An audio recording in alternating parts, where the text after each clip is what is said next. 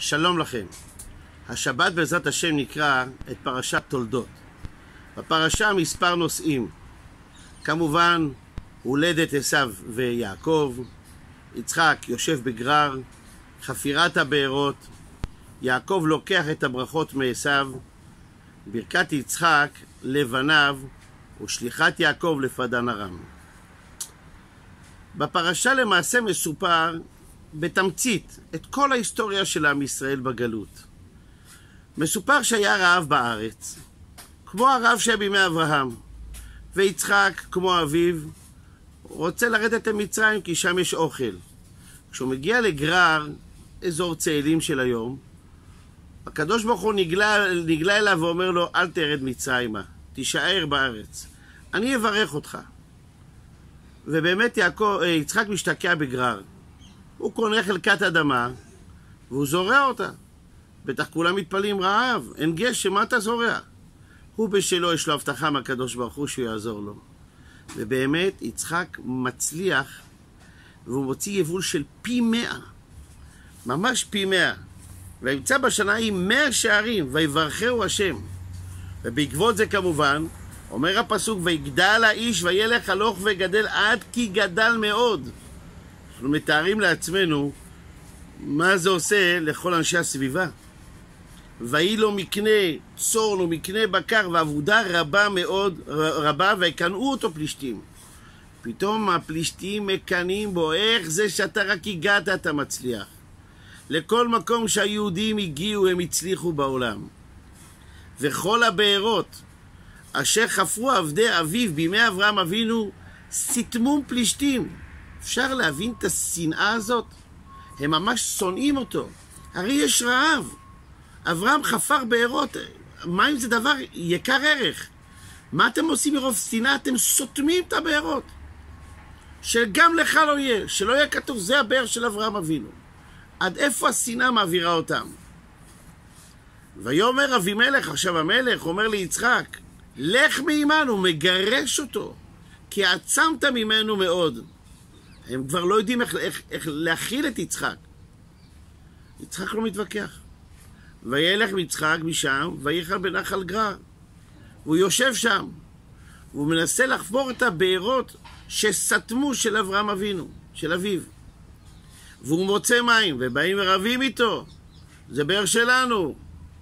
לכן קרא לעסק, התעסקו איתו. הוא הולך וחופר את הבאר השנייה שסתמו, של אביו. וגם שם הוא מוצא מים. ועוד פעם הם רבים איתו, זה שלנו. לכן קרא לבאר סתנה. ורק בבאר השלישית שהוא מצליח להוציא מים, קרא לרחובות, כי עכשיו אתה הרחיב לנו. אחרי שהוא גדל יצחק, הוא עובר לבאר שבע. ואז קורה דבר מעניין. פתאום אבימלך, המלך והמשלחת שלו, מגיעים ליצחק. רואה אותם יצחק, אומר, מה אתם עושים פה? אתם שנאתם אותי, גירשתם אותי, מה אתם באים לפה? מה הם אומרים לו? אל תגזים, לא שנאה, אולי סתם קינה קטנה, אל תגזים. הם מנסים לעדן את האמת. יצחק הוא ישיר. הוא אומר, אתם שנאתם אותי, לכן סילקתם אותי. אל תגיד ככה, זה לא יפה, אתה יודע שעשינו לך רק טוב. הנה מה הם אמרו לו, ואני אומר, תהינה, באנו להתפייס. תעשה איתנו, אם תעשה עמנו רק כאשר לא נגענוך, וכאשר עשינו ממך רק טוב, ונשלחך בשלום. אתה ברוך השם. אומר להם יצחק, איזה טוב עשיתם איתי? איזה טוב. מה הם אומרים לו? מה, אתה לא מוקיר טובה? היית אצלנו ושלחנו אותך בשלום? לא הרגנו אותך? על מה אתה מדבר? משל למה הדבר דומה? אריה ביער, מלך החיות, אריה, נתקע לו קוץ בגרון. הוא לא יכול לסגור את הפה. הוא אמר, מי שיוציא לי את הקוץ מהגרון, יבוא על שכרו. הגיעה חסידה. לחסידה יש מקור ארוך. הכניסה את המקור שלה ללא הארי, והוציאה בעדינות את הקוץ, ושחררה אותו. האריה שמח. חסידה מחכה. אומר לאריה, מה את מחכה? אומרת לו, מה זאת אומרת? נפתח את השכר. מחכה לשכר שלי. מסתכל עליה אריה ואומר לה, את רצינית? את לא מתביישת? הכנסת את המקור שלך ללוע שלי ולא טרפתי אותך? יש לך שכר גדול מזה? תעופי מפה. זה פחות או יותר מה שאמר אבימלך ליצחק. אתה היית אצלנו ולא נגענו בך לרעה, על מה אתה מדבר? אתה יודע איזה טובה זאתי? זה פחות או יותר מה שעם ישראל עבר במשך כל שנות קיומו בגלות. איפה שהוא לא היה, איפה שהוא לא נזרק, הוא הצליח. עם ישראל הצליח בכל מקום. ברכת השם איתו. ואז זה גורם למה? לקנאה, ואז לשנאה, ואז לאנטישמיות, ואז יש פוגרומים ושלילות דם.